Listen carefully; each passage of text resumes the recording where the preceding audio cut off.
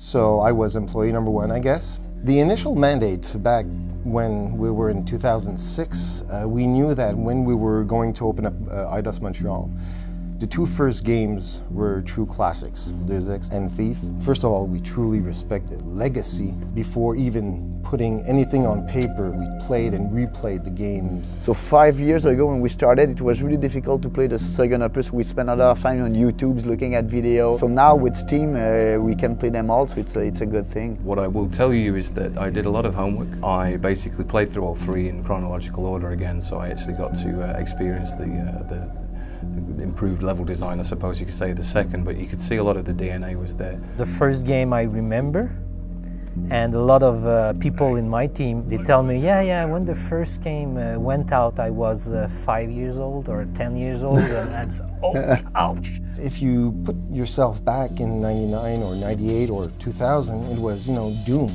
Doom was the big thing. It was the first-person shooter, corridor, shoot, and it was quite a lot of fun. But these guys wanted to do something different. Back then, the stealth type of game wasn't really invented, and I think they've tried it, they experimented, and they succeeded. It's always very powerful when you can say that you are the first doing something. Having something a little bit more stealth, a little bit more intelligent, if I may say, so a little bit more sophisticated. You need to use your brain to succeed in this game. I think the approach of design was really purist.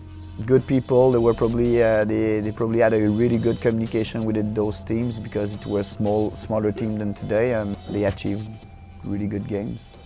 Pressure is there. The fans of this franchise are still there. These communities have been in existence for more than 10 years, 12 years, and sometimes 15 years in the case of Thief. And the forums are still very active. Every time there's a bit of information, it's like a Christmas tree. We communicated early to the community. We were honest. We said, yes, we're not the Iron Storm or Looking Glass studio, but you know what? We're able to do this. Yeah, the pressure is really, can you feel it, man? Also a pressure as a studio, another team did a very good job for another franchise to invent it.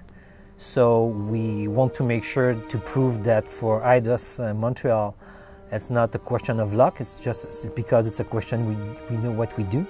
I mean, if we had not succeeded with Eidos, it would have been an uphill mountain climb. We didn't want to be labeled as the remake guys from the good old games. Reviving great classics is certainly a great honor for us. I think down the road, eventually, when the timing will be good to do a new IP, that is certainly somewhere in the plans. But timing is everything. So right now, our focus is on Thief.